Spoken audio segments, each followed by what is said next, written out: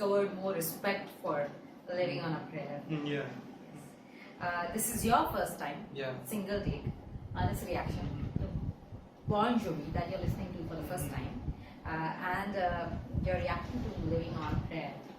So, what do you have to say? And it's different First off. from the previous song we reacted to, Have a Nice Day. Right. It's less about rebellion, run away. I mean, Yeah. Gina was planning to run away, crying in the night. But the song is about two working people, a couple who are doing work and they got to hold on and even make it or not for each other, for love. So Gina works at a diner and Tommy is working at some sort of factory where the unions are fighting.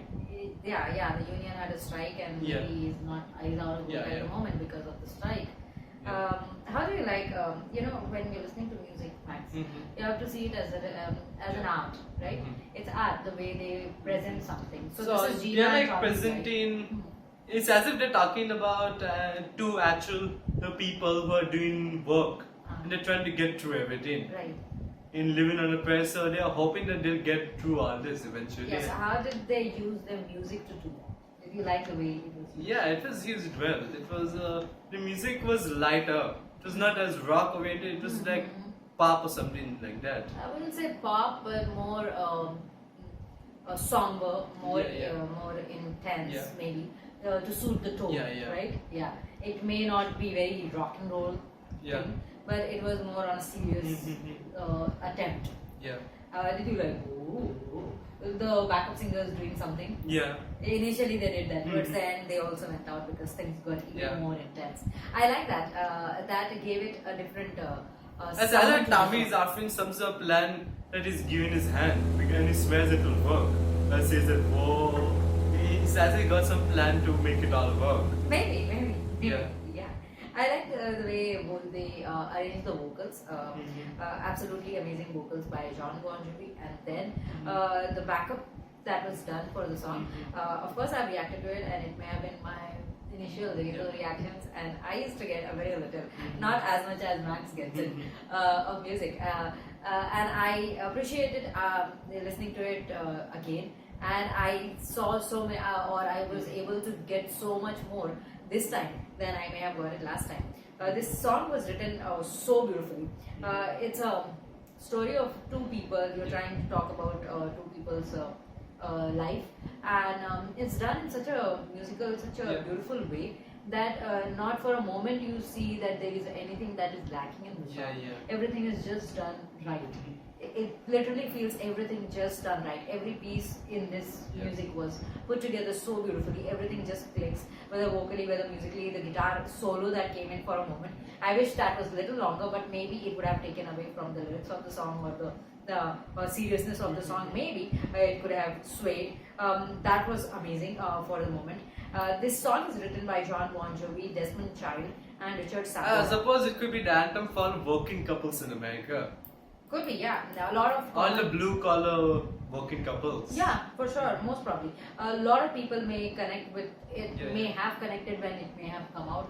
Suppose in the 90s, 3 to 4. Lots of women work at diners and men work at factories, so it was connected. So see, you almost had a foresight when you were talking about have a nice day and working at McDonald's. Yeah, Gina also has a work at a diner. So she works at the diner and maybe she has to say all day, have a nice day. I hope you enjoyed your meal. Enjoy your meal. Something like that, right? So you already predicted something that was coming towards McDonald's as a fast food thing. I like these lines a lot when you're listening to it, and the moment they come, it gets way too good. The moment these lines come, she says we've got to hold on to what we've got, because it doesn't make a difference if we make it or not. We've got each other, and that's a lot. For love, we give it a shot. So no matter how hard the times are, she wants to. It feels that way when economic depression is going on, when times are tough. Those who have it, they may not realize how difficult it gets for somebody else. You just cannot be in someone else's shoe unless you actually have to be there.